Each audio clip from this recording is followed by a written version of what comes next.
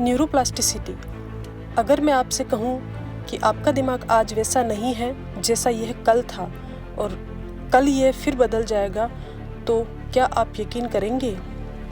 अगर मैं कहूँ कि आप चाहे तो अपनी आदतें, अपनी सोच, यहाँ तक कि अपनी पूरी पहचान बदल सकते हैं, तो क्या आपको ये नामुमकिन लगेगा? लेकिन सच यह है, हमारा दिमाग स्थिर नहीं है, यह लगातार बदल रहा है और इस बदलाव की क्षमता को कहा जाता है न्यूरोप्लास्टिसिटी। न्यूरोप्लास्टिसिटी पहले वैज्ञानिकों को लगता था कि दिमाग एक मशीन की तरह है, एक बार सेट हो गया तो फिर नहीं बदलता। लेकिन अब रिसर्च यह साबित कर चुकी है कि हमारा दिमाग लगातार नए न्यूरल कनेक्शंस बनाता है और पुराने को मिटाता रहता है। मतलब हर बार जब आप कुछ नया सीखते हैं तो आपके दिमाग में नए न्यूरल नेटवर्क बनते हैं। जब आप कोई स्किल बार बार दोहराते हैं तो वह मजबूत हो जाती है। अगर आप किसी बुरी आदत को बार बार दोहराते हैं तो वह भी दिमाग में पक्की हो जाती है। और सबसे खास बात, अगर आपका दिमाग किसी चोट या सदमे से गुजरता है तो वह भी खुद को ठीक करने की क्षमता रखता है। न्यूरोप्लास्टिसिटी कैसे काम करती है? हमारा दिमाग 86 अरब न्यूरॉन से बना है और हर न्यूरॉन हजारों दूसरे न्यूरॉन से जुड़ा होता है। ये कनेक्शन ही हमारी सोच, यादें, आदतें और स्किल्स को बनाते हैं। न्यूरोप्लास्टिसिटी के 3 मुख्य प्रकार होते हैं। Synaptic plasticity. जब आप कुछ नया सीखते हैं तो न्यूरॉन्स के बीच की सिनेप्सिस मजबूत हो जाती है। जितना ज़्यादा आप किसी चीज़ का अभ्यास करते हैं उतना ही तेज और कुशल आपका दिमाग बनता है। यही कारण है कि शुरुआत में जब आप साइकिल चलाना सीखते हैं तो यह मुश्किल लगता है, लेकिन कुछ समय बाद यह ऑटोमेटिक हो जाता है। Structural plasticity. अगर आप किसी नई स्किल को लंबे समय तक सीखते रहते हैं तो आपका दिमाग नई संरचनाएं बनाना शुरू कर देता है।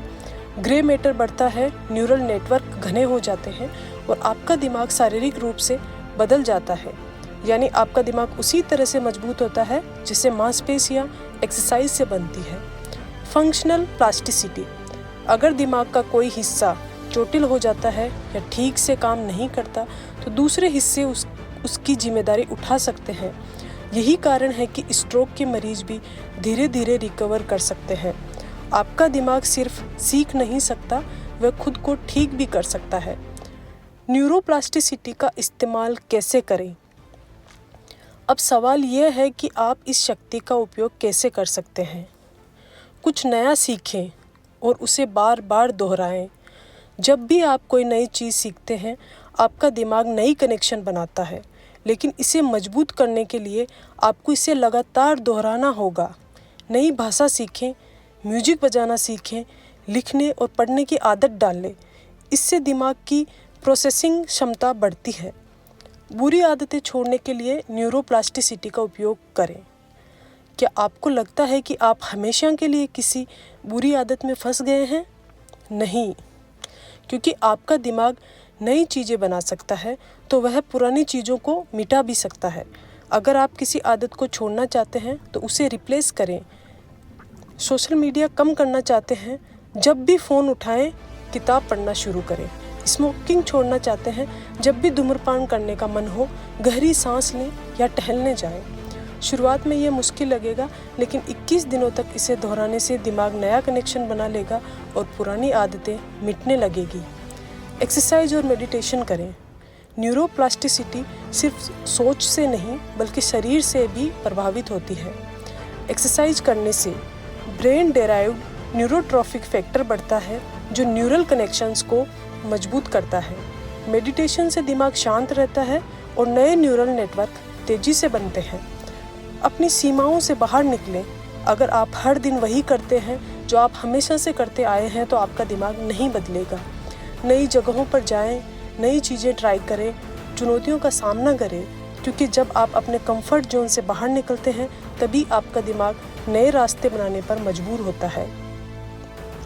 अगर आपको कभी लगे कि आप बदल नहीं सकते तो यह सिर्फ एक भ्रम है। आपका दिमाग आपके हर फैसले से बदलता है। अगर आप आलसी रहेंगे तो आपका दिमाग उस पैटर्न को मजबूत कर देगा। अगर आप मेहनती बनेंगे तो दिमाग उसी हिसाब से खुद को ढाल लेगा। अगर आप सकारात्मक सोच अपनाएंगे तो नकारात्मक विचार ही खुद ही मिटने लगेंगे।